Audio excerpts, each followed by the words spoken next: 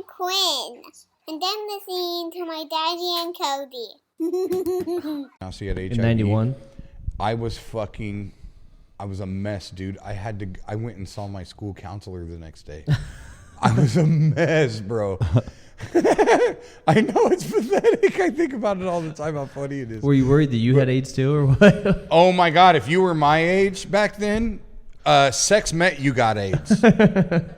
Yeah, Cody wore gloves whenever he had a seriously. Magic Johnson card. Once I realized I could raw dog a bitch and not get AIDS, It's a real thing. like, shit was over with. It's possible, not likely, right? Well, I only had one kid, so I did something right. So yeah, 1 for 1. We got that in common too. 3, 2, 1. Hey, what's up, Cody? Not much, man. What's up with you? Oh, not a lot. What's new? I don't know, man. Let's ask the 8 Ball. All right. Welcome back, guys. Year 2, Season 3, episode... So you confuse the shit out of me every time with this. Ooh, I'm making it cloudy. This is gonna be the coolest looking It's show like you've Cheech ever and Chong had. over here. Yeah, even though this is douchey as fuck. It's As long can as I you can cuss? admit Is it. that That's okay? actually Oh, yeah. that's our target audience. Douches. Douchey as Yeah, fuck. Yeah. Nice. Yeah. We're All right. sponsored Well, by we should be doing this in a Please. CrossFit Everyday gym shopping then. Yeah. Please. Let's find some guys in medium shirts and do some more. Some 6'4", 240-pound guys in Yeah, shirts. whatever. That turns me into a murderer. I don't give a shit. We do the Kyle McLean Low Life Piece of Shit of the Week Awards, so that's pretty. That Yeah. nails the douche We'll part. nominate them then. What? Wait. Let's. We got a couple of things we do throughout the show. We do a segment called The Blitz, and we do another one, the Kyle McLean Low Life Piece of Shit of the Week Award. Okay. This may be me just being old and stupid, but who the fuck is Kyle McLean? Exactly. That's the correct answer. Exactly. Kyle's. Okay, I thought I was supposed to know. No. You said that like I was supposed to know. No. He's a owner. And I'm not wearing these sunglasses to be cool, by the way. Stage lights in my face. I'm not performing stand-up, so I don't need to put up with it. That's why I have them on. So welcome to the show, Bill Blank. Yes. Thanks. Thanks for being on, Bill. You seemed confused when you were introducing him there. Well, I've heard a rumor that Blank is not your actual last name. No. It's, Can you tell me the story behind that? I suppose. well, when I originally thought it was the Tybo guy when Cody said Billy Blanks was on. Yeah, I was like, that's fuck what yeah. you get for adding 2 letters. Yeah. You're not He calling doesn't him spell alone. right. He's from Fort Dodge, so Really? yeah. Billy Blanks is from Fort No. Dodge? Cody. Oh, 'cause he's he doesn't from spell- Fort yeah. I was like, oh, shit. The more you know. Right.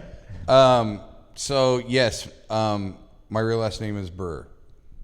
And I started doing comedy when I was 21.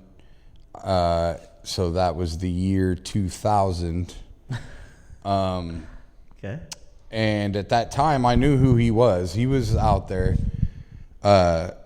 In fact, he did a show at DMAC in Ankeny when I was 19. Nice. And a bunch of my friends stole the poster, and it was on the wall in my room. Oh, nice. When I was 19. Come to find out years later, I started doing open mics and stuff, and I just never thought that it would go outside of that.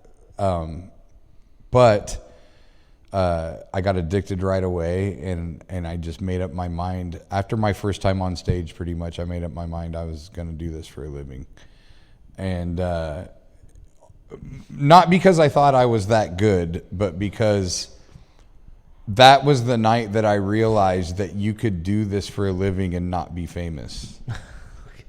So then it was like gloves are off. Okay. Like this was so many people. The reason that people think that you're cool when you do this is because they don't think it's real. Nobody knows a comic. Everybody knows an electrician. You know what I'm saying? Yeah. So like nobody knows a comic. That's why you can get paid $2,000 to do a corporate event, because how many fucking comics do they know? Right. It's a very specialized skill. So like you can get 5 estimates from an electrician for something on your house, but there's only going to be 1 or 2 comics that you're ever going to be able to contact, right?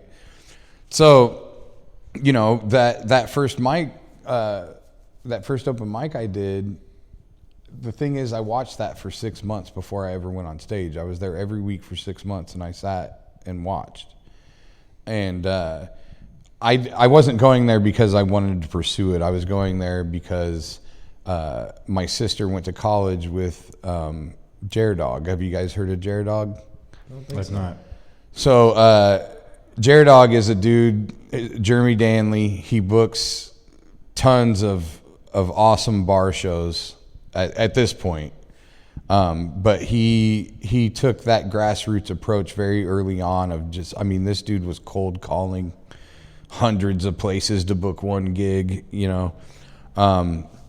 But my sister went to college with him, and they were doing every other Tuesday at Billy Joe's Lounge. They did this show, and Jaredog would host karaoke afterwards. And so we all stayed and did karaoke and partied and had a great time. I mean, since I was 16, I wanted to try. I thought stand-up was awesome, and I thought it would be the greatest living in the world, but obviously I didn't think it was. I thought you had to be famous. Yeah. Like if somebody, and everybody does that. Somebody finds out you're a comic, they didn't see you on TV, they think you're full of shit. Yeah. So I go in, and for 6 months I went to this thing and partied and had a good time. And then finally I was like, man, I think I'd be better than at least half these guys if I just tried. Because I saw so many guys doing the same 5 minutes every night. So I was like, okay, I'm going to go. And I'm gonna do a different set every night, because I'm like a hippie, and I go to Fish shows and I watch jam bands, and they do a different set every night and all this stuff. So I was like, I'm gonna be the fucking Fish of comedy. I'm just gonna do, nobody's ever gonna know what I'm doing, right? And so my first time on stage, I did great by my standards at the time.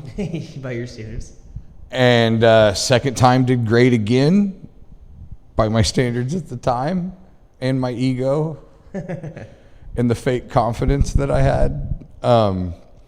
And I was doing different shit every time. And there were guys that were coming up to me like, dude, you're a fucking genius and all this. And that went to my head big time. But then I ate it one night. And the thing is, if I would have ate it in the beginning, I would have never done it again. Okay. But it took just long enough for me to eat it that I could learn the lesson and not quit. So I ate it, and then I realized all of a sudden, oh, I have to actually have a solid half hour to go on the road and get paid. So then I started developing all that stuff. And the guy that ran the thing at the time, his name was Rob Rivera, and he had a fucking camcorder with VHS tape in it. Old school. Yeah. And he recorded every show. To our audience out there, that's what they used to record on before digital. Nice. Way to educate everybody. Good job.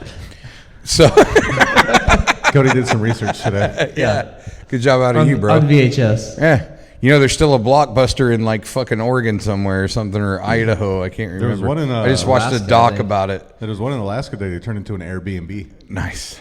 Yeah. So anyway, I started watching all these tapes of myself. Some of it was ego. Most of it was ego. I couldn't get enough. Now I can't. Now I just, it makes me sick to watch myself. But back then I couldn't get enough. I was like, oh, look, everybody loves me, you know? Yeah. And so I started developing that stuff and putting together a solid 30 minutes. So it's such a weird line because, like, you know, we're in TeeHees right now, and there's this open mic every week, and everybody celebrates the guy that comes up and does new shit all the time. But the reality is, when nobody knows who you are, you can't do new shit and get paid. Yeah. Right. So like you gotta walk that line between the respect of your peers, because you're not up here at the open mics doing the same shit, but at the same time, when you go to a club and you do that 30-minute set and you crush, and then they hire you back, you're way better off just doing that same 30-minute set again. You know what I'm saying? Yeah. And maybe sprinkling in some shit, but you better have tested that out first somewhere else. Okay. Right? Okay. So That's the slippery slope you end up in. Like, you know, I got to a point where I stopped coming to open mics around Des Moines because they didn't do me any good. I would be in front of just comics. There's no real audience. And I earned my stripes at the Funny Bone to where I could MC a show and I could do new shit. And if I ate a dick, they're not going to fire me. So I'm better off doing that because I'm in front of an actual audience. And that's the mistake a lot of guys make is they spend their time trying to impress their peers. Well, you know, in the Des Moines open mic comedy scene, your peers ain't doing shit for you except sucking your dick. They're just building your ego. Different peers than me. Which honestly, I swear to God, at some point you need that. You really do. Yeah. You need to cut your teeth. You need someone at some point to say something to you that makes you feel good enough to keep going. Like, I get it, but it wasn't serving that purpose. I'm trying to make a living. You know what I mean? Yeah, and it's then, not just a hobby. Shit like a pandemic happens and you... So, back to my original question. Why? Did I not answer it? I apologize. Hey, we started late. I'm fucking 4 drinks in, bro. That's on you. Your actual last name is Bill Burr. Yes. Why did you change it to Bill Blank? Okay, so that got me off on a tangent. The bottom line is back then I didn't think it would go beyond my own city. Gotcha. And so fast forward a few years, I'm in Nashville auditioning for the the first season of Last Comic Standing. Oh, wow. Great show. I didn't know you were on that. That's awesome. No, I was not. Auditions. Audition. My bad. I was auditioning. The first one's the one Heffron. No, first one was Dat Fan. So it was season 2. Yeah. Season 2 was the one I auditioned for. Heffron won that one. So I'm in Nashville. I was in line for 12 hours. Jesus. And I ended up being in the first group to go in. But, you know, as that was starting in the morning, they come out and they hand us all the releases that we got to sign and all that. Well, as we're doing that, I see 3, 4, 5 different cabs pull up and people getting out comics. I didn't know any of them, but you know how you can just tell who the other comic in the room is, you know? So, like, you just knew. And they were getting out, walking right in. So in that moment, I said to myself, like, oh, this line is just for the train wrecks. Like, they already know who they're taking. Yeah. And so I went in and I auditioned. And at that time, I was going by Billy Burr. Okay. Everybody calls me Billy, all my friends, everybody. Okay. So I was going by Billy Burr, and he was Bill Burr. And so I thought, So I go in and I audition, and they cut me off in the middle of my first joke. Really? And at that time, it was you go up there, and it was 2 guys at a table, and you're doing stand-up to these 2 fucking guys. And they were very clearly good cop, bad cop, you know? And so the good cop guy, he's smiling at me and whatever, and the other guy's looking at me sternly. And the other guy, okay, I've seen enough. Because in that moment, I was like, oh, I suck. But then I realized, they realized 30 seconds in, I'm not giving them a train wreck. Yeah. Right. So then he's like, okay. And then he goes, how long you been doing stand-up, Bill? And I'm like, 4 years. So this was 2004. He's like, 4 years. I'm like, 4 years. Okay. Like, I thought he was going to, I thought there'd be a follow-up, something. 4 years. Okay. And then I'm out. So I was like, well, I'll never do that again until I actually have a call time or something. So then while I was in line there, I met, a whole bunch of comics. And I ended up later on, I don't know, it was probably 3-4 months after that, I was going to New York. And this dude booked me on a couple shows in New York. So I go there, and one of the shows that I was booked on, Bill Burr was headlining. So I sent an email to him and said, hey, just so you know, I'm the other Bill Burr you'd been hearing about. And I knew he had heard about me because he had a college agent that called Central College in Pella to book him, try to book him, whatever. Well, just so happened, the person he called was my sister, who graduated from Central and was working there at the time. Okay. So my sister says, hey, my little brother's name's Billy Burr, and he's a comic. And, of course, the guy says, well, have him send me his stuff because he's trying to book his guy. Yeah. You know, at the time, I'm thinking, oh, I'm going to send my stuff to this guy. So I knew already his college agent had told him of my existence. And then the dude that booked me on that show told me that before the show, like a couple weeks before the show, he told me that they were talking, and he said, you know, there's two of you. And so I know he had heard about me. Yeah. So I sent him an email and I said, hey man, you know, I'm the other Billy Burr you've heard about. Just so you know, you're a headliner. Like, just so you know, utmost respect. Like, if you want me to change my name, I will gladly change my name. Like, what, you know, what's the protocol? I don't know, you know. And he emailed me back and he was like, well, that's crazy. It's an odd last name to have. Yeah. So he's like, the chances of someone having my exact same name, but then the chances of them also becoming a comic is fucking astronomical. Yeah. And so I'm like, yeah. And he goes, but as far as the business goes, you have to change your name because I'm registered SAG and AFTRA, and you can't register in those unions with the same name as anyone. So that shit didn't matter to me because anything I do around here is not going to be a union project. Yeah. Right.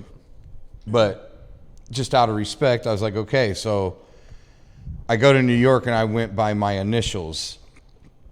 I mean, my name is William Frederick Burr. And so I went by BF Burr. And that's what I went by when I did these shows. And the show that he was doing, the thing is, in New York, even outside of the clubs, every show has fucking 20 guys on it. So, like, I go on at the beginning. He goes on 2 hours later. Like, it's not a thing. So I had already been on stage when he showed up. And we start talking or whatever, and I go up to the bar, and he's sitting there talking to the booker, and I just hear him all of a sudden go, "It's the fucking last name, man." So I just, I don't know, in that moment, I just stopped being humble, and I got pissed off because I had already, like, emailed, like, what do you want, you know? Right. So I walked over and I was like, what the fuck you want my name to be, bro? And he was totally cool. Like, I don't want to build this like he was being a fucking cunt. Like, he was not. He was not. And I have the utmost respect for this dude. He is the best of us. The best of us. I promise. Like, I don't want to tell this story as if he's an asshole. We'll edit that part out. No, go ahead. No, I mean, Kidding, it can all be kidding, there. Well, yeah, like, nobody's going to fucking find it anyway. There's a let's good be chance honest. he'll listen to this, so yeah, we should probably edit that. So anyway, we end up talking, you know, for 20 minutes or so before he goes on. And he says to me, what's your middle name? And I'm like, Frederick. He's like, get the fuck out of here. Both of our names are William Frederick Burr. Wow. And he goes, let me see your license. So I pull out my license, and he pulls out his. Sure enough, both William Frederick Burr. And the only difference is he has the Celtic spelling of Frederick, so it's just a C on the end, and mine's a CK. Like, that's the only real difference. But he looks at it, he's like, are you a stalker? And I'm like... This is 2004. Now, granted, this was when Chappelle's show was at the height of its powers, and he was on it. Yeah. And so he's like, are you a stalker? And I'm like, Yeah, I'm stalking you. I'm like, I'd be walking around New York saying my name was Dave Chappelle if I was Yeah, going to fucking right. stalk somebody. So we had a good laugh, and then, you know, later on he went on tour. They did the Rich Bitch tour with him and Charlie Murphy and Donnell Rawlings, and he got me tickets. That's and cool. I took a buddy, and we went to the show and hung out afterwards and had a good time. Nice. You know, we talked periodically after that. At one point, I think I creeped him out, and we haven't talked since. Because I was just young enough and green enough to think like we were going to be friends. Okay. Like, because I'm like, I don't know, like 24, 25. So I'm like, oh, we got the same name. We're going to be friends. He's going to hook me up with work. Or, you know what I'm saying? And so I was like sending him career updates. Hey, just did my first full week at a club. Like he's going to give a fuck. You know what I mean? Did he ever respond? Oh, yeah. He responded to all that stuff. Oh, nice. But it got to the point where he was just too busy. Yeah. And over the years, I've sent periodic emails here and there. Like when he was on Breaking Bad, I sent him an email and was like, hey, man, fuck, you're a great actor. And I saw this like indie movie that he was in, and he was great in it. And I was like, man, that's awesome. You know, congratulations on Breaking Bad, the greatest fucking show that ever existed and all this stuff.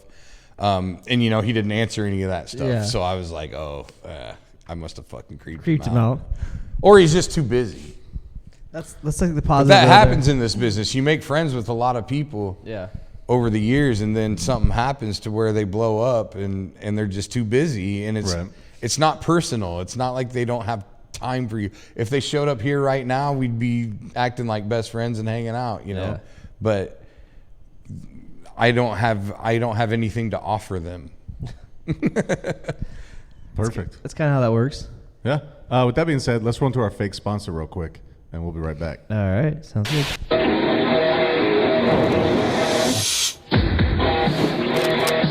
Time to bring in the heavy artillery. Yeah! Introducing Skycode Surf Heartstopper 9000. Yeah! Now made with real bullets. Wow! Feels just like Vietnam. Got him! Show your friends who the real boss is with the Zerf. Oh man, I don't think I'm gonna make it. Shit about a Zerf. Losers! What are you, a fucking pussy? Get a Zerf! Skycode is not responsible for any injuries caused by this product. Do a fucking LeVar Ball thing. Where I just fucking talk about you like you're better than Ric Flair already, and make everybody hate me but feel sorry for you, and then eventually you fucking turn on me because you're sick of it. That's not a bad idea. Yeah. Welcome back, guys. Thanks to our fake sponsor of the week. Yep. This part of the show, Bill, we usually go Who into was the fake sponsor? I missed. Oh, it. I don't know yet. We'll figure it out. Yeah. Oh, I figured it out. Oh, this is gonna get edited in later. We Yeah. just find some random video on YouTube, and God bless YouTube. depending on how the episode goes. So we usually start off the second set with the Blitz. Yeah. So this week it's my turn. I got 6 rapid fire questions. I'm gonna ask you, and then I'm gonna ask Marshall, and we'll compare answers. Cody, are you okay? You don't have a lot of energy today. You feel just like you kind of just. We're gonna do the Blitz. Sorry, Like I got a 6 new puppy. It's questions. been keeping me awake We all got fucking 7 hours of the questions. night. We're gonna need a little energy from you here. You Let's need some restart energy? this and get some energy into the Blitz here. Fuck you. We need to fire a bill for the Blitz. Okay, let's go. Can you Let's see how go. excited I am? Yeah, you See, look excited. You're bringing the. I don't got that. I got rid of my sunglasses just for this. yeah. I don't got that professional wrestler energy, man. Are you ready for the Blitz? See, Cody, that's how you got to do it. Pro wrestling style.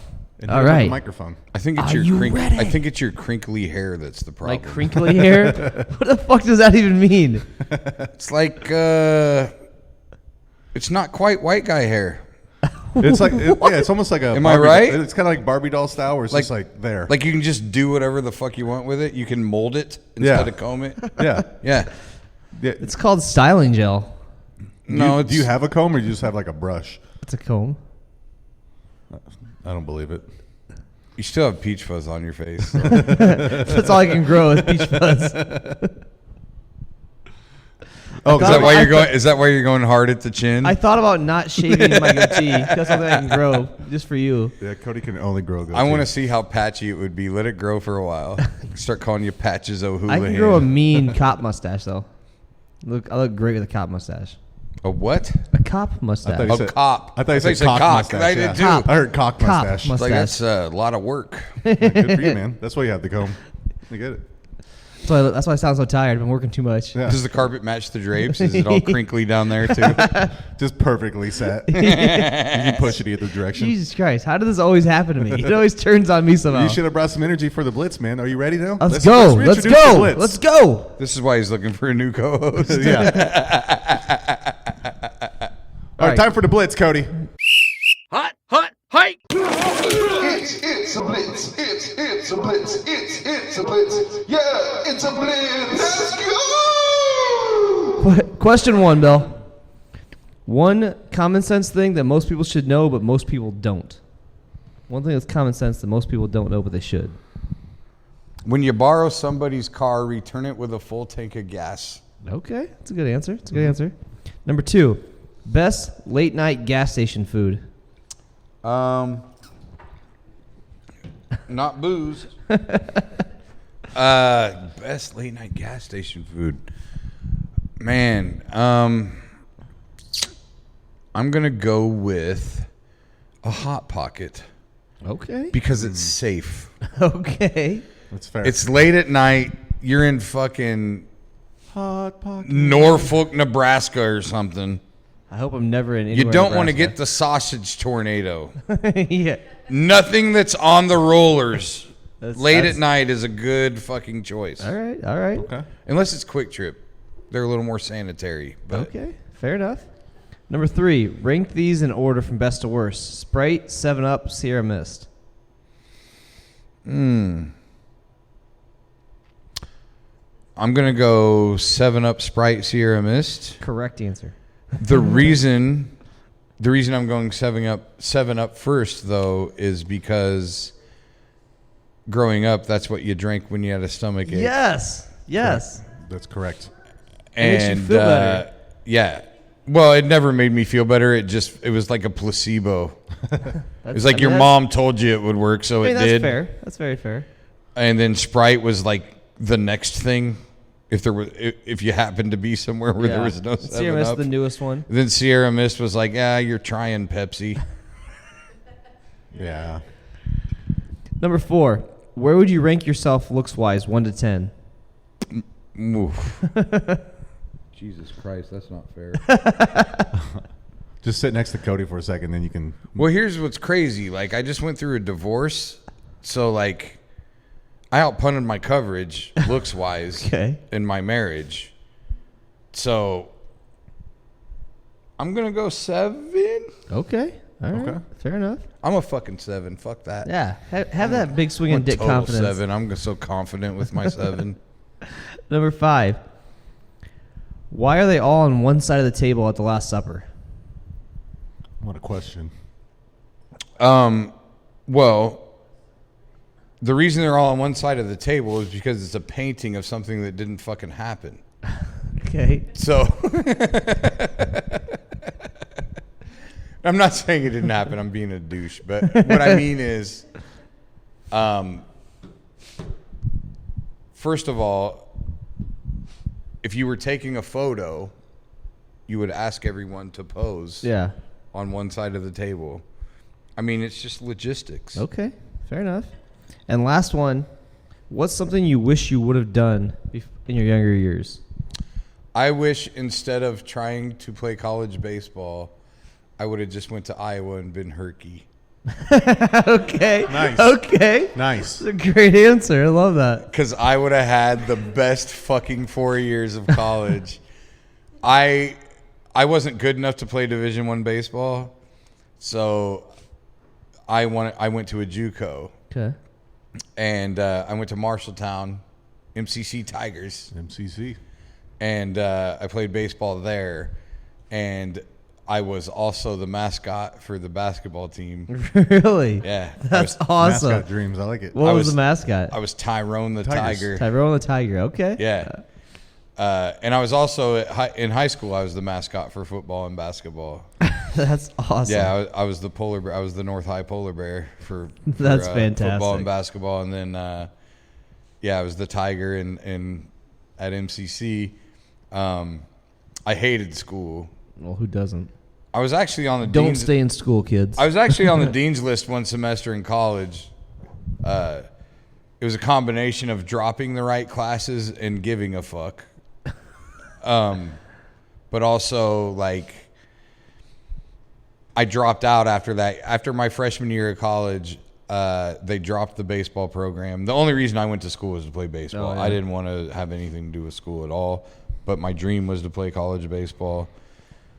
So I did it, and I visited a couple other schools and just didn't feel right about it. So I just came home, and I went to school part-time and then worked a little bit. And then finally I was just like, oh, nice catch. You know what? This is not even – why the fuck am I even doing this? Okay. So I just dropped everything. I just dropped out of school. Okay, fair enough. And started working, and I hated it enough to tell jokes. Okay. That's the way to do it. All right, Marsh, you ready for your end of the blitz? Oh, yeah, I'm ready. All right, number one. One common sense thing that most people should know one common sense thing that most people should know that most people don't. So what's something that's common sense that people should know that they don't know? Stay out of the left lane if you're driving the speed limit. Ooh, good one. Yeah. Road rage is a real thing. Yeah. What if you're passing, though? What if the person in the middle lane is an asshole that's driving 62 and you're driving 65 and you can't pass him on the right because that guy's also driving 62? If you're just passing, then you get back over. Yeah. But just hanging out in the left lane. Hanging out there. Yeah. Gotcha. Yeah. Number two, best late night gas station food. I'm glad you saved Quick Trip because my go-to is Quick Trip hot dog. What about come and go corn dogs? Those are good. They're not usually Come and Go doesn't have shit available past 10 usually. You know? Okay. I'm a Here's late the night, problem I'm a with late night gas station connoisseur. Here's the problem with the Quick Trip corn dog. No stick. Yeah. Therefore, the condiment situation is tough. Yeah. But the hot dog's solid. Okay. Number three, rank these three in order best to worst. Sprite, 7-Up, and Sierra Mist. He had a correct 7-Up, Sprite, Sierra Mist, based purely off of how they taste mixed with alcohol. Okay, fair enough. Yep. Fair enough. Sierra Mist is too sweet. It's the worst. Number four. There's no such thing as a Crown and Sierra. Yeah, it's not. Crown and 7. Yeah, Sierra 7. Always. Yeah, 7 and 7. Yep. Where would you rank yourself looks-wise, 1 to 10? Man dime. So I'd be a 10. Man dime. You're such an idiot. Why are they all on one side of the table at the Last Supper? Because nobody put chairs on the other side. Okay. It's a good logical answer. Yeah. I mean, he had the best answer, so I had to come up with something Yeah. else. But it's scientific, though. Yeah, scientific. Yeah. They didn't put chairs there, so they sat where the chairs were at. Why wouldn't they put chairs? It's kind of inside? like ghost hunting. There's logical answers. Yeah, very logical answer. Ghost hunting. Maybe the aesthetic of the room. Maybe that orb might have been a dust particle. Maybe. Yeah, you know, shit. Maybe the stage. Maybe someone's performing on a stage that was in front of that table, so they all sat on that side so they could see. What's something you wish you would have done before you got locked down? Sorry. Settle you said down. that about like your whole fucking life when you asked it to me. Yeah. Well, what the yeah. fuck, What's man? something I didn't know you were talking just pre-pandemic. I mean, no, skydive. not pandemic. Like before, he's You currently said before in you got locked down. Well, he's currently in a committed In that relationship. Good He's for trying- you. He's trying to be a dick. I miss committed relationships. I would ask somebody else to co-host this podcast with me. Yeah. I think that's a final answer. All right. So we'll compare answers real quick. Was that the Blitz? That was the Blitz. Okay. We'll compare answers real quick. Are we going to poll the audience for what was better? Like, how does this work? No, I judge. Oh, you judge. I'm the judge. Yeah. Well, I already know He's got who's a going to Napoleon win. complex, yeah. I already know who's going to win. He's not going to dare fucking let me lose at this point. He knows how this show works. No, yeah, not if he knows what's good for him. Yeah. Common This guy sense. might let me open for him someday. Fucking Bill Blank clearly dominated. He's got the Bill Burr's Blitz. email. He's got Bill Burr's email. Not really. Common sense. If you're driving slow in the left lane, get the fuck over. It pisses me off. But that's a good one. I didn't think about filling the gas tank up. That's a very polite thing to do. Yeah, I mean, it's there was this book called Life's Little Instruction Book. Okay. That I used to read on the toilet when I was a kid. My dad had it in there in the bathroom, and that was one of them that stuck in my mind. Okay. Fair enough. The other one that stuck in my mind was, if you get in a fight, hit first and hit hard. That's something my dad taught me too. Yeah. I that was me with my son. He got into a thing in school one time very early on, and his mom was like, "Well, my mom said as long as I don't throw the first punch, like I'm okay." And I go, "No, don't ever let someone throw the first punch. If you can tell it's going down, throw the fucking first punch, and don't stop until they're either dead or a teacher." Yeah, punch them right. They're either dead or a teacher pulls you off them. Dick punch every time. That's a good move. Ric Flair. That's a good move. Number 3. Yep. Number 2. Best late night gas station food. What did you say? Quick Trip hot dog. And what did you say? Hot Pocket. I said you go with the Hot Pocket because it's safe. It doesn't matter what gas station anything you're from at. a gas station, you have to buy something safe, or you have to be very, very, very close to home. Well, the point for me is, 20 years on the road, you go with safety. Yeah. You got to show the next day. You can't afford to get food poisoning. It's true. So it's like every single late night gas station has a fucking Hot Pocket in the freezer that you put in your own microwave. It's packaged. It's sealed. You have to eat the first half, reheat it, eat the second half, reheat it, eat the third half, reheat it. Yeah, kind of. Well, depends on if it's one of the king-sized ones. What was the old joke? Removed from wrapper, placed directly in toilet. Number 3, rank these. You guys both agreed. It's obviously 7-Up first. Yeah. Sprite, Sierra Mist. Yeah. If you drink Sierra Mist, fuck you, man. That's gross. Yeah. I mean. And if that's all you have. Yeah, like on your bar, fucking. Yeah. Yeah. Fuck out of here. Yeah, drink water. I mean, and his reasoning is the exact reason why it's the best. Like, whenever you're sick, it's all about mom, bro. Mom gives you a little bit of 2 liters. How many things in your life are all about mom at this point? Well, after Sunday, nothing. So yeah. That was her day. She's good. She's good for the rest of the year. And now you don't give a fuck about her anymore. Shout out MILFs. You didn't at least give her a fucking hanging plant. Give her just one used tomato. A hanging pot of petunias. Where did you rank yourself looks wise? Well, he was honest, and you just made up words and definitions of things. I was man dime. Yeah, you're man dime. I love that. I love man dime. Bill wins. Awesome. Bill wins those. So Bill's up 2-1 right now. Shocker.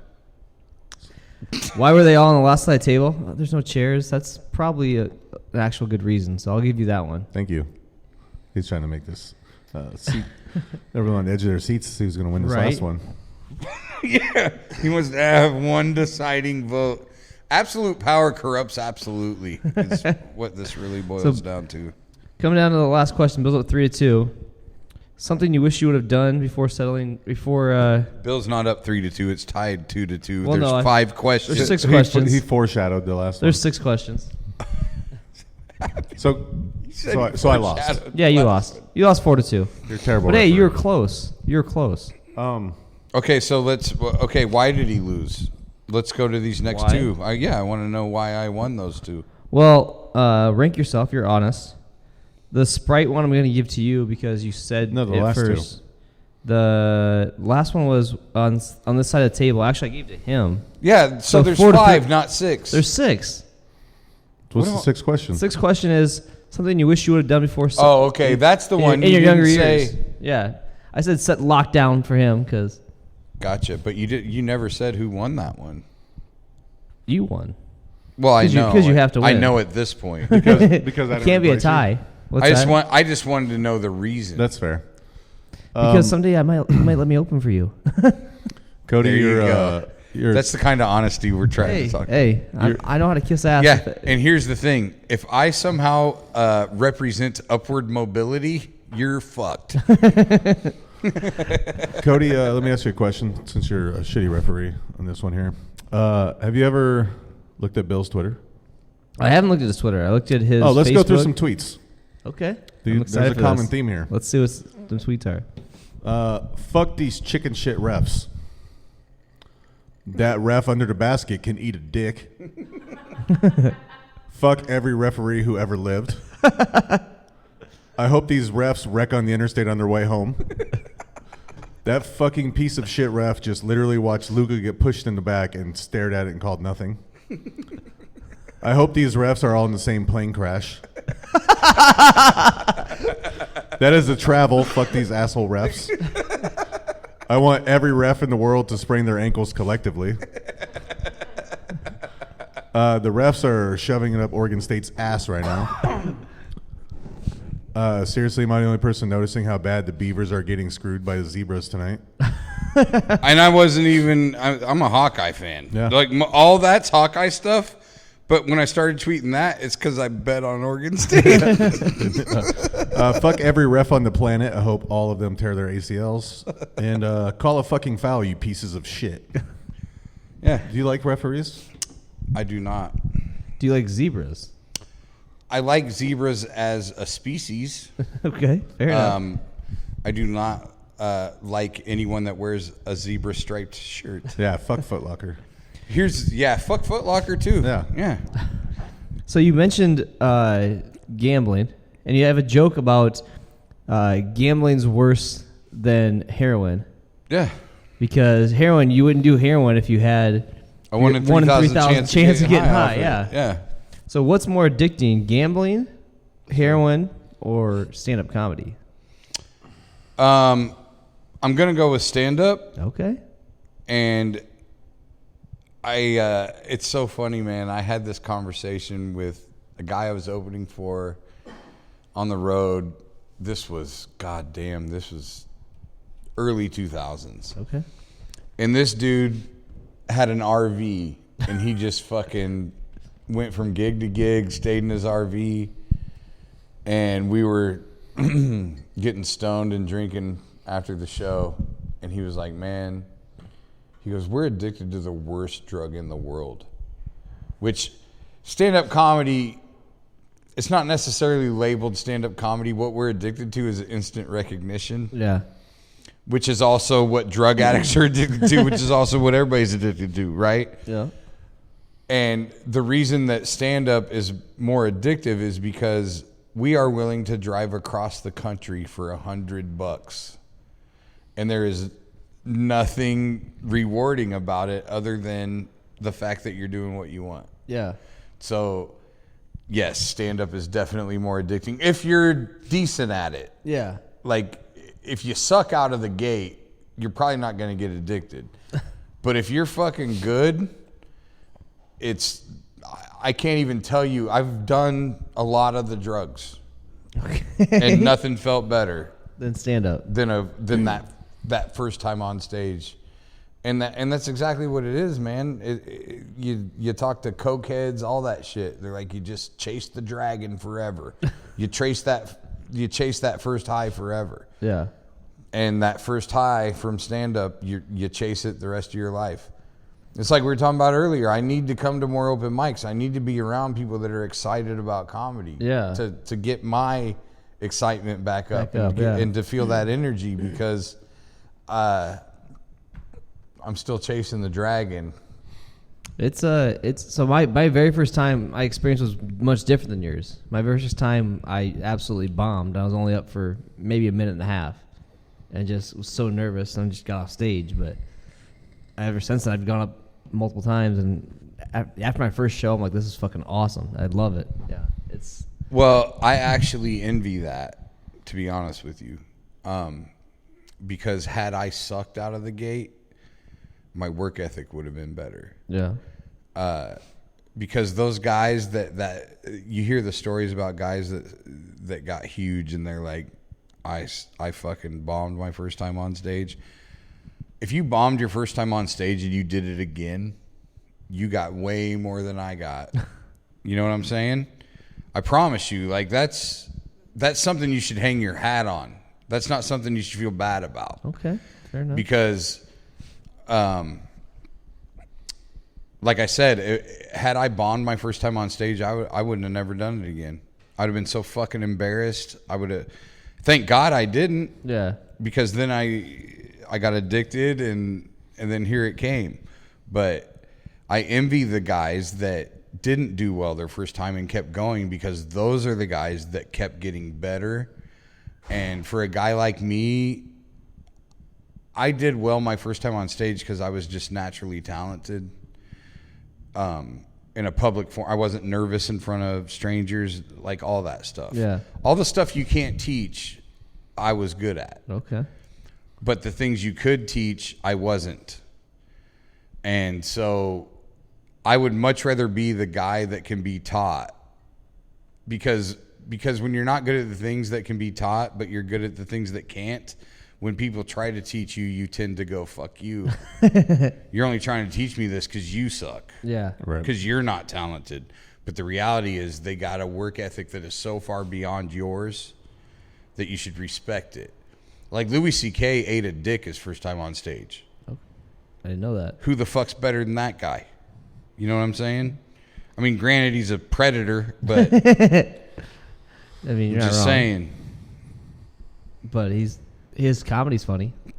I sometimes wish I would have bombed my first time. Yeah. Because that fork in the road, you know, if I'd have bombed and I just never did it again, I'd probably have a bunch of money and I'd have a good job and all that.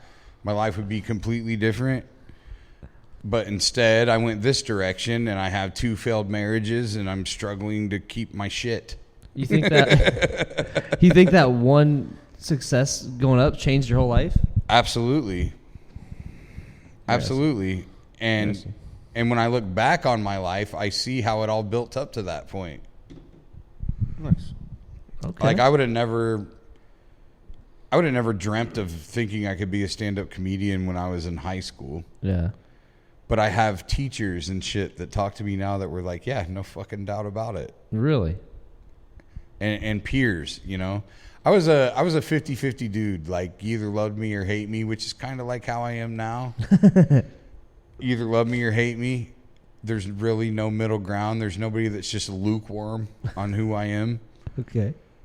I like to think that the majority love me, but, you know, that's just what makes me sleep at night. That's not. It doesn't bother you if they don't, though. It does, though. Does it? And anybody that says that it doesn't is a fucking liar. Dude, we got into this because we just wanted all the love. That's why we did it. There was something lacking somewhere. Right. Yeah. There's something we're making up for. I don't know what that is. When it comes to me, I still don't know what that is. But something drives me to keep getting up here. I wish I knew. Maybe if I knew, I'd be better. But there's something that makes us do this. And I'd say for the most part, whatever that is probably not healthy. That's probably a true statement there.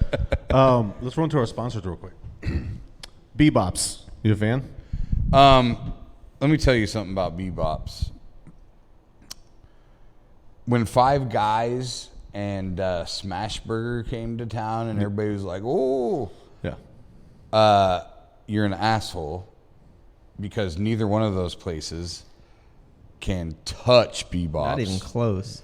100% And by the way, most BBops locations have like $1.59 day.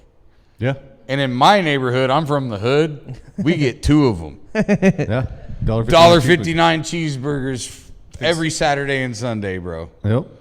Over there And East 14th. Kicks the shit out of Smashburger. 100%. Kicks the shit out of fucking Five Guys. Kicks the shit out of every fast food place. Smashes Chick-fil-A's chicken sandwich. I would rather have a BBops cheeseburger than one off my own grill. Like, Yeah. Fantastic. Well, it's less effort and it's faster and Open till 11 And o'clock. better. Late night tastes steak. better. Yeah. BBops too, also currently hiring. So if you're looking for a quick gig, you know, something, make some good money. You also get your half off meals when you work there too. BBops, you can stop in. They're holy shit, hiring that's all like locations. 74.5 cents Yeah, for that cheeseburger. every Saturday and You Sunday. get a shit ton of burgers for that. Yeah. And do yourself a favor, you know, keep your own cheese in your fridge. Yeah. keep your own cheese You know. in your fridge. Get Yeah, the put- full on 74 cents and put your Yeah. own slice on there. There you go. And Lots more. BBops does give out the free packets of Lolas now if you ask for them. They teamed up with Lola's. Also, Lola's many great products. They got the Buffalo Lola, the seasoning. They got the new jalapeno serrano, salsa, Bloody Mary mix, whatever. If you can't find it in your store, don't want to go to the store, hop online, lolasfinehotsauces.com. Promo code AskThe8Ball for 10% off your purchase. I'm telling you, dude, the ghost pepper Lolas on top of some biscuits and gravy, fucking Yeah. it's really Also, good. big Really shout out good. to TeeHees Yep. for letting us have the podcast here tonight. Yeah, fantastic shows every weekend here. Yeah, check out their upcoming shows. Yeah. They got The owner said will personally guarantee everyone he has on the stage is hilarious. is that what he said? It's true. All right, fair enough. That's why he doesn't perform most nights. Boom. That's why he was begging Bill to come on for once. Word from our sponsors. We'll be right back. Where's the best place in Des Moines to get a burger, fries, and a chocolate shake? BBops, big tasty burgers, hot crispy fries, and great chocolate shakes. So why do you come to BBops? The burgers are fresh and fast, and it tastes great. I like the pork fritters and chicken sandwiches. Where's the best place in Des Moines to get a burger, fries, and a chocolate shake? There's only one place we go. BBops. Oh, BBops, better than good. Lola's Fine Hot Sauce, a generational family recipe using the world's hottest peppers for great flavor. They're vegan, non-GMO project verified, kosher, and all natural. Find them online at lolasfinehotsauce.com. Use promo code AskThe8Ball for 10% off your purchase. What would you say? What would you say if I told you I tried marijuana and I just cracked up laughing? And he's looking at. He was so surprised that I just started losing my shit laughing. Yeah. How many pots did you have? Yeah, exactly. And I go, buddy. The fact that you just called it marijuana tells me it's not a problem. So we will be just fine. You'll be fine. All things in moderation, bro. I figured you would have yelled at him for stealing from your stash. Yeah, he hasn't found it yet. I keep that shit hidden. Right. I got refugees in my house. I got my brother living with me. I got another buddy that comes over every day. I got to keep that shit hidden, bro. Hide the weed. Thanks to TeeHees for having us in here tonight. Also, thanks to BBops, Lola's, Bill for being on the show. Yeah, if you haven't been to TeeHees, check it out. Yeah. Got some great comedy, great Des Moines local, great. I'll be in Omaha this weekend. You want to make a road trip? Yeah. Omaha ain't It's too only far 2 from Des hours. Moines. Yeah. Opening for Tony Rock. Is that Tony Chris's Rock? brother? Okay. Yeah. Nice. Yeah. So I was reading on your website, you got a joke published in Sports Illustrated. 2 jokes. How the fuck does that happen? How do you get a joke published in Sports Illustrated? There was a time I couldn't tell you the year. I had a manager for a minute, about 6 months. I fired him because they wanted like 15% of my income that they didn't do shit for. So, and they weren't getting me work, and they made it clear that their job wasn't to get me work. And I was like, well, then bye. Then what's your job before? Yeah. Well, there's a difference between a manager and an agent. Okay. The manager's job is to be in your office. The manager's job is to hype you up. They're the ones that, at that time, send a fax Right. to the news station that says you're coming to town and makes you look like a big deal. Yeah. That's what their job was. Well, that's not worth 15% of my income when I'm nobody. Yeah. Right. There are managers that get you work. Their other job is to negotiate the money. But agents are the ones that, have the relationships with the club and get you the work and all that. Okay. But it overlaps, and it gets, there's weird little nuances that both of them actually do. Okay. So you really just need one or the other. Not something to at this be point I honest. need to worry about in my comedy career. Or you have people like Tony. I mean, Tony Rock, for example. He's got people, Yeah. So like Tony sends me a text message on Sunday, asks me if I'm working this weekend, and I say no. And he goes, okay, you are now. Nice. So I'm opening for him, right? But it's his people that emails the club and says Bill Blank is the opener this week. Okay. If that makes sense. Gotcha. Do they In most negotiate the price? cases, I'm there on my own. Okay. But every once in a while, I mean, 20 years, I'm going to make friends that sell tickets. Yeah. Right. You know, and if you're not an asshole and you do a good job, those guys will get you work. And the reality is, if you're going to live in Des Moines, Iowa, you need them. You can get lucky and you can get famous off of your social media or YouTube or whatever, but I'm not going to be that guy.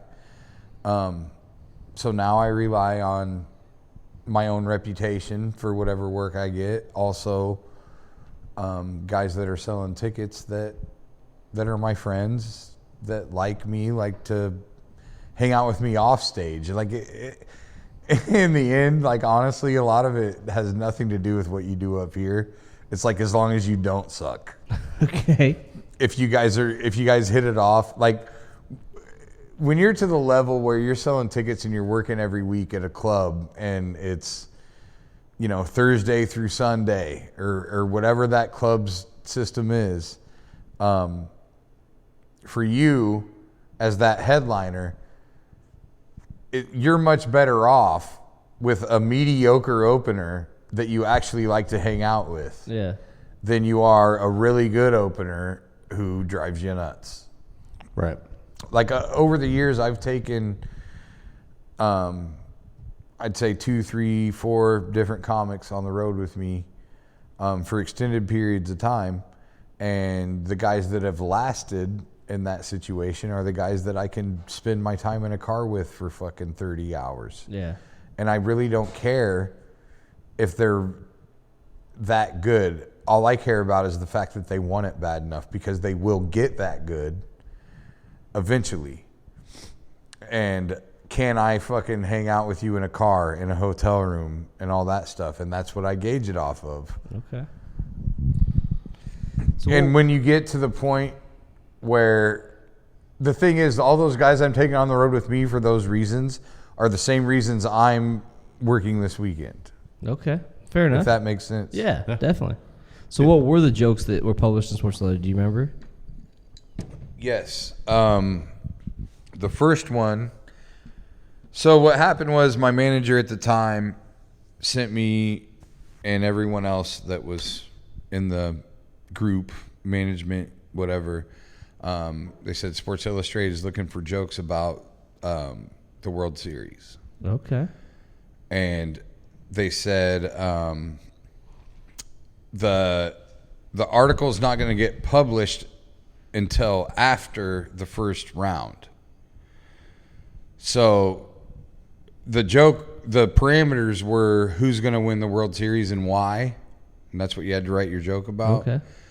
And so they were like, it's not getting published till after that wild card round or whatever. So if you want the best chances of it getting published, you got to write it about someone that's got a bye. Yeah. Right.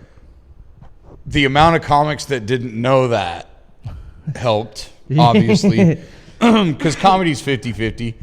It's 50% fucking nerds that wish they were popular, and then it's 50% guys that were popular but then can't understand why they're not anymore. It's the same fucking thing. Marshall, it describes you. So a man dime. Man dime. I couldn't tell you the year. All I know was the Tampa Bay Devil Rays had a first round bye, or they weren't in the wild card game. So my joke was, and this was, I would say 9 months or so after Steve Irwin died. Okay. I think I might actually remember this joke, but I want to hear it. And my joke was, who's going to win the World Series and why? And I said the Tampa Bay Devil Rays, because Steve Irwin was the only thing holding them back. It's fair. That's funny. At the time, I was like, man, I don't think they'll publish this. But I was like, this is the best joke I got. Yeah. So that's the one I submitted, and they actually published it. The second one was about who's going to win the Super Bowl and why. And the first one, like, they published a whole bunch. So it was just not really that special, Well, the second one, it was the Super Bowl one, and this was the Giants were in the playoffs. They had a first-round bye, the Titans were also in the playoffs and had a first round bye. And this was the same year that Plaxico Burress shot himself in the leg at the fucking strip club. Cheddar bobbed himself. Cheddar bobbed himself. Yeah. So my joke was the Titans over the Giants. The Giants will fumble the game away in the fourth quarter, prompting all the headlines to read, Giants shoot themselves in the foot. All right. And that got published. Nice. And that one was special to me because I think they published like 10, and I was the only non-famous person. Wow. I was sandwiched between Jerry Seinfeld and Doug Stanhope on the thing. Wow, that's a big name. Yeah, so I was very fucking proud of that. Yeah. But that's one of those things, and this is what I tell young comics all the time, and I'll tell you this right now. 99.9% of your victories in this business are going to be personal. So you need to learn to live there. Okay. Live in your personal victories. Don't live in the victories that everyone else celebrates. Yeah. Because you'll blow your fucking head off if that's what your goal is. Okay. I promise you. Speaking of blowing your head off, let's go into the Kyle McLean Low Life Piece of Shit of the Week award. In a world of Kyles, only one stands out. It's the Kyle McLean Low Life Piece of Shit of the Week award. Good segue. Craig segue. Thank you, guys. I always wait for my cues to jump So, Kyle McLean, don't know if you know him. He's a low life piece of shit. Very handsome, successful, good guy, all around low life piece of shit, you know? Kind of makes me want to beat the shit out of him already. And I haven't well, go to one of his bars, Hello Marjorie, Secret Admirer. Or this is a bellhop, local guy. Yeah, so you can find him. You can find him around. Would you say bellhop? Yeah, bellhop. What's that? It's a bar over in East Village. That's a bar. Yeah. What a fucking shitty name for a bar. Fuck you, Kyle. Hey, we're gonna pull your luggage cart outside. What the fuck is that? What a shitty bar name. Oh, this is great. So there's your first nominee is bellhop. Cody, how many nominees you got? I got 3 this week, actually. I got 2. You can go first. All right, my first one, Lolo Jones. Okay, wow, Roosevelt grad. Yeah, talking bad on DK Metcalf for trying to make the Olympics. He did finish dead last. He still ran a 10.37 at 50 pounds heavier than anybody else in the race. That's douchey, though. Yeah, but she doesn't need to get all bitchy about it. How does it fucking threaten her? That's what I'm saying. That's douchey. Why is she? What does she care? He's I not can give even you a running great example of why that's douchey. Go for it. There's been a trend in the comedy clubs for about a decade or so. Okay. As soon as social media got popular, YouTube, you name it, to where YouTube stars are coming and doing shows at clubs. Really? Yeah, fucking happens all the time. I opened for the Hodge twins. I've opened for Mick Foley. I've opened for... I saw Mick Foley at We've seen Mick Foley. Like, you wouldn't believe the amount of... Because what happens is you get... Rob Schneider started going on the road doing stand-up after they filmed the first... Gigolo? No, the fucking... What's the Adam Sandler movie with all the guys? Friends? They're all... It's like summer camp. Yeah. And Grown-ups. Grown-ups. Yes. Yeah. So Chris Rock was filming Grown-ups with Rob Schneider and everybody else. Mm-hmm. And Chris was the one that said to Rob, like, you could sell out comedy clubs. And Rob was like, well, I don't really do stand-up. And Chris was like, you don't like money? Yeah. He's not wrong there. And I'm not talking out of turn here. Rob Schneider himself told me this. So, like, this is real. Yeah. And so, obviously, he starts touring. The beautiful thing about Rob Schneider was he respected the craft. So, he worked on it. Okay. And, yes, he could sell tickets before he was really ready, but he's still Rob Schneider, so he could go, you could do it, and get through the fucking show. Yeah. Right?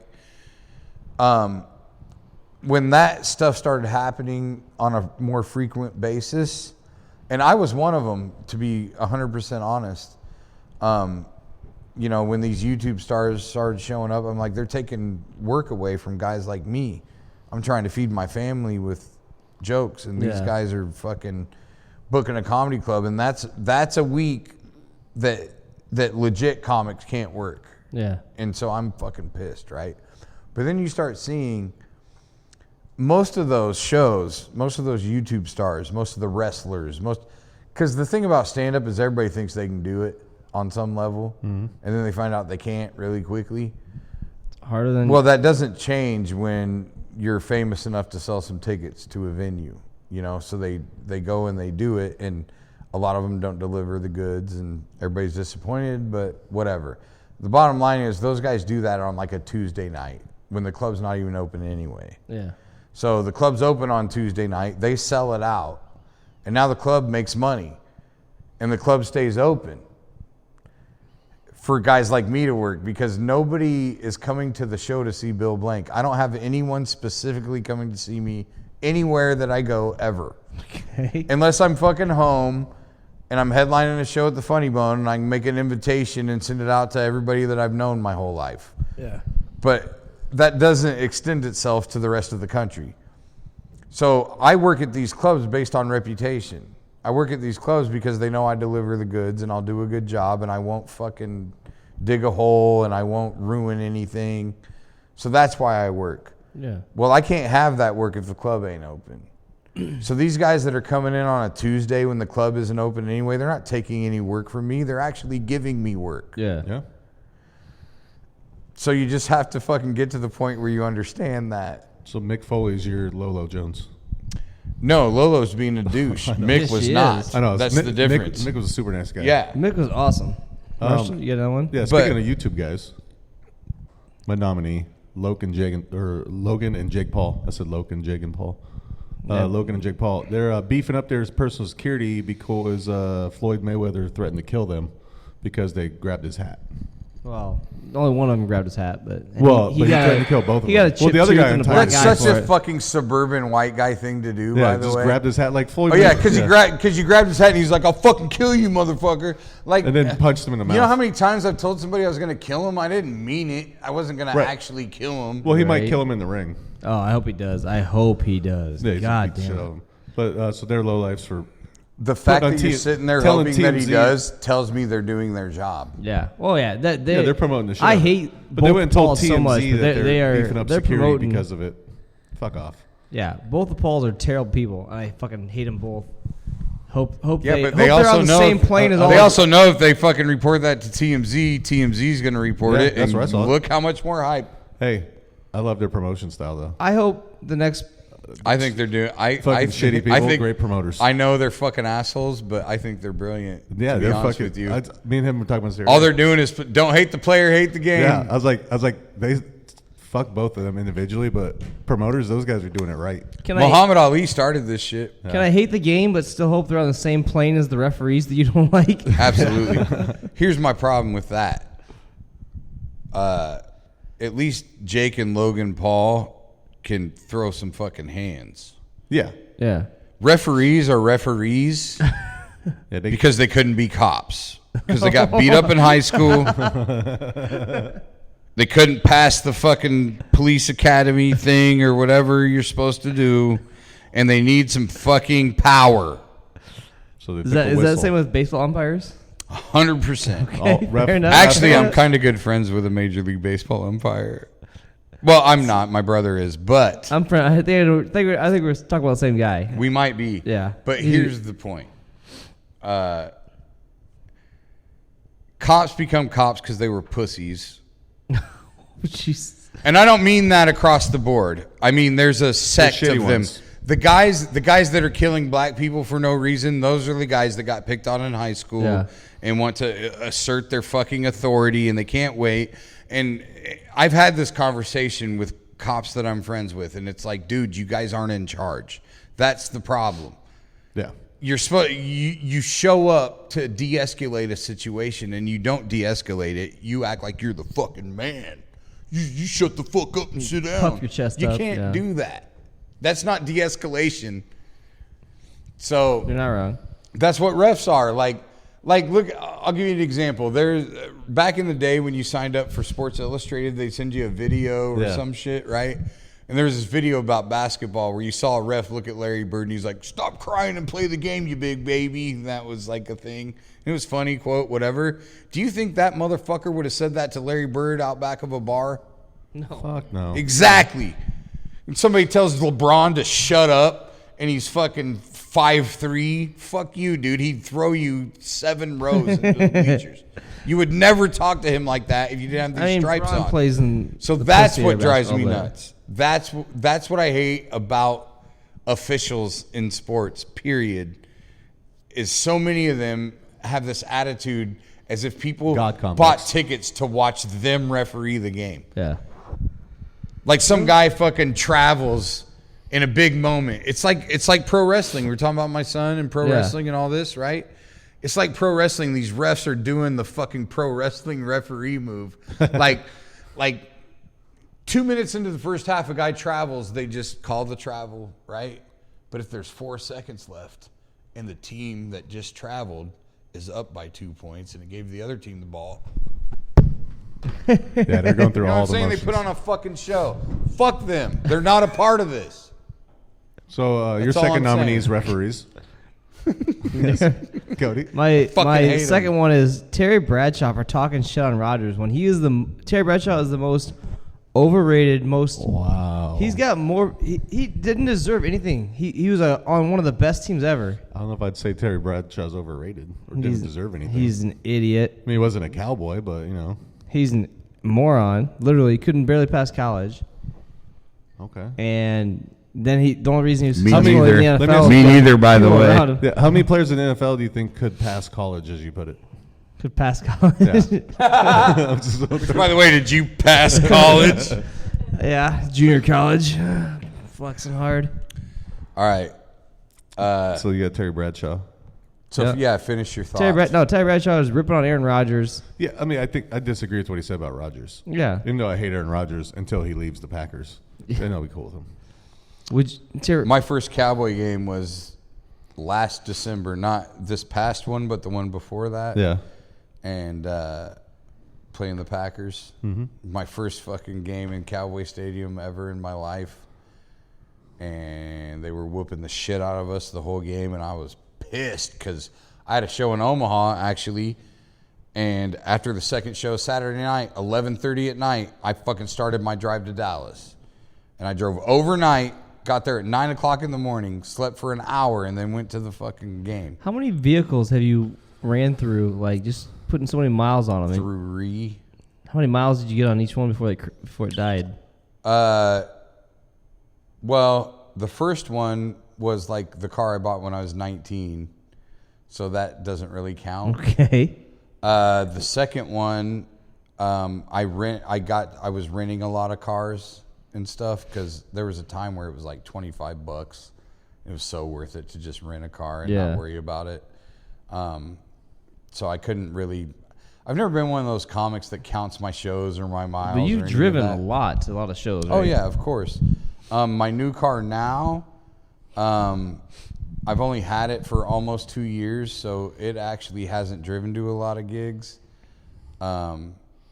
It did that time, but yeah, I mean, if someone's opening for me on a run, they're driving. Okay, fair enough. That's what I did for a really long time. Right. And then, yeah, other than that, if I got to drive, I drive. I don't like flying, really. It's a necessary evil, but if I can spend $150 on gas and drive 20 hours rather than $400 on a plane ticket, I'm going to do that. Okay. Not so much now, but, you know, before my wife left me and all that. Okay. Like, if my stepdaughter had a softball game on a Sunday and I had a show in Wyoming on Saturday, I'm sleeping all day and I'm hitting the road right after that show and I'm making that softball game. Yeah. That was my thing. I didn't want my kids to resent me for missing things because I was gonna. Yeah. So if I could get there, I was getting there. Okay. Very respectable. Well, that's why I never left. Yeah. I got, my first divorce, my son was 3. And, I had a lot of comics tell me on the road, like, it's time, you need to get out to LA, you got to go right now, you know, and I didn't want to be an absent father. Yeah. I wanted my son to think what I did was cool. I didn't want him to think I was an asshole because I wasn't there. Very respectable, bro. Bill. Speaking of assholes, last nominee for me, Soulja Boy. You know Soulja Boy? Cody, big fan? Not a big fan, but I know who he is. Okay. Being accused of beating up his ex-girlfriend so bad caused her to have a miscarriage, and the ex is saying he was so violent for years, so now she's suing him. Also on TMZ. If TMZ reported it, it's probably true. That's true. My last nominee is Brian Gutenhurst, the Packers GM. Just fucking quit already. Just step down. Are you a Packers Let fan? Rodgers stay. All I know is my Jesus son's Christ. lucky I loved him because I would have totally induced a miscarriage if that's what I had to do. Because I'm not a fan of his mom. Jesus. Nice. Getting dark in here. I love Oh, it. I love Jesus. it. I love it. I love it. Is that what you wish happened to the GM, Cody? Fuck. They've reported that if he leaves, Rodgers will stay, maybe. Just get the fuck out of there. Fire that motherfucker. Get him the fuck out of there. God, I hate him so much. Are you going to root against Aaron Rodgers if he leaves? No, but if he leaves and Devontae leaves, I think I'm going to become a Jaguars fan and follow Tim Tebow. So what about you, by the way, because as a Cowboy fan, Yeah. like I hear this talk. Yeah. Me, personally, I fucking hate Jerry Jones. I hate him with a passion. I don't mind him. I don't like him, but I don't hate him. The thing that I makes like the me, promoter inside like of him. and the thing that makes me like not just want him dead Yeah. is I know he wants to win. Yeah. The problem is he thinks he knows how. Yeah. He knew how in 93. And when were we ever good? When he gave the head coach full control. Yep. When it was all Jimmy Johnson, we were winning Super Bowls. Yep. We sucked for a long time, and then Bill Parcells, he gives him full control. We get back to the playoffs, and what happens? Get the fuck rid of that guy. He ruined Romo's career. Totally. Yeah. No, Romo's career is fantastic. He's the I best was- announcer in his career football. now I was is- such a homosexual, dude. Oh, yeah. Romo's career is the Loved best him. it's ever been right now. How dare you? No, he's great at what he does right Yeah. now. Yeah. He's one of the But best. he in the should game. have. We should have won a Super Bowl with him. Well, if he wouldn't have fumbled that snap against Seattle. Or if the refs didn't suck motherfucking ass Would have won the game in Green Bay. because Dez caught let's it, not- bro. let's be I was, real. I was a at catch, that game, bro. I was at that game, and even the Green Bay fans there said. Oh, it was I a catch. 100% think it was a catch. But I'm also saying you're giving Aaron Rodgers the ball back with 22 minutes and 37 seconds left, and all he needs is a field goal to win the game. Come on. You mean if we score? Well, yeah, you're going to be on the 1 yard line. What was the score at You that point? It would have put, if you guys would have got a touchdown, it would have put you guys up 2. I don't remember. And I don't remember either. That's why I'm, that's why I'm put you up asking. 2. There's like 2.5 minutes left, and you're going to give Rodgers back the ball and tell him not to get a field goal. Yeah, but what's the difference between all of a sudden being down 10? You would have been down 10. No, or You 9. would have been up 10. You'd have been No, what I'm saying is, you give us that touchdown, right? okay. You're up 2. We're up 2. Now they go down and get a field goal. They're up 1, right? We probably still have the ball back. Not with 2 minutes and 37 seconds left. No, probably a minute or 45 seconds. You think Rodgers is going to score that fast? Yes. I mean, I If get, he I scores, get it. He's good looking. If he scores. But damn. No, but you got the 2-minute warning. He's You like have a man timeouts 9. in there. All that stuff. I guarantee we get the ball back with well over a minute left. But not only that, That's take terrible that, clock take that part management, out of it. Take that part out of it. We don't fucking score right there, right? You get the ball back. Now you go score, and now you're up 9 instead of whatever you were up before, instead of 1. Yeah. So now we get the ball back with a minute and a half left, down 9 rather than down 1, instead of us only needing a field goal. I mean, where you guys- it's impossible. You guys would have been at the 1 yard line, and you're going to score. We should probably have let you score at that point, just to. I mean, to be smart and give us as much time back. Our as possible. defense was also much better True. at that point. So I think we're in agreement. This week's low-life piece of shit goes to the referees. The referees, definitely. All referees. I just really wish we could find a way to just put sensors on everybody and just eliminate the human element of officiating from sports. Yeah. I would love that. Yeah, that'd be great.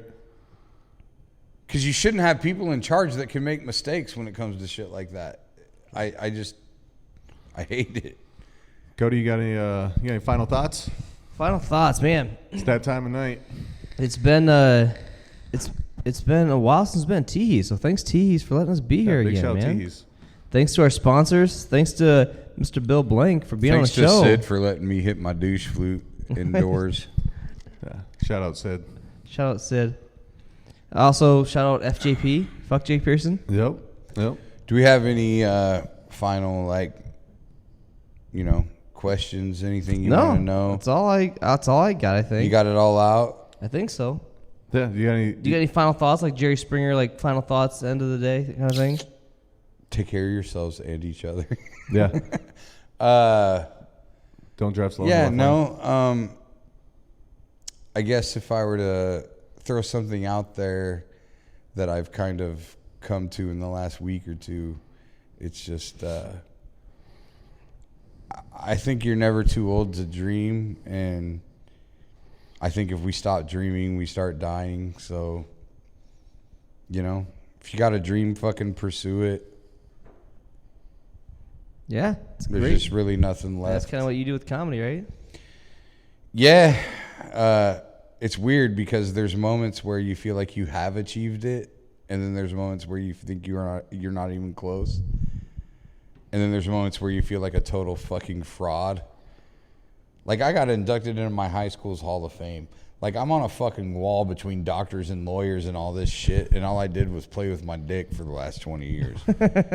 So it's just crazy to even put myself on that level. But at the same time, I believe that success is self-defined. So, if your goal, whatever your goals are, if you achieve them, you're a success. It doesn't matter. Maybe my goal is to push a shopping cart full of fucking dirty clothes for the rest of my life. And if I can pull that off, I'm a goddamn success. Very true. You know what I mean? So that's all I'm saying. Yeah. Make sure you wear a condom. At least the first few times. And thanks to our friend Pete for letting us know that if you come inside a 25-year-old girl, you're probably going to get her pregnant. That's true, yeah. Not wrong. Yeah, pull the fuck out, bro. Pull out. Keep that pull out game. Pull out and pray. And thanks for listening. They don't get pregnant for you filling up their belly button. That's true. You also can't get pregnant in the butt, according to my co-host here. True. This is true. You can't get pregnant. Which should also be a prerequisite for marriage, in my opinion. Yeah. It's not about a fetish. It's about knowing you can pull it off. Yeah. She's a keeper. Thanks for listening, guys. All right. Thanks, guys. We'll check you next time.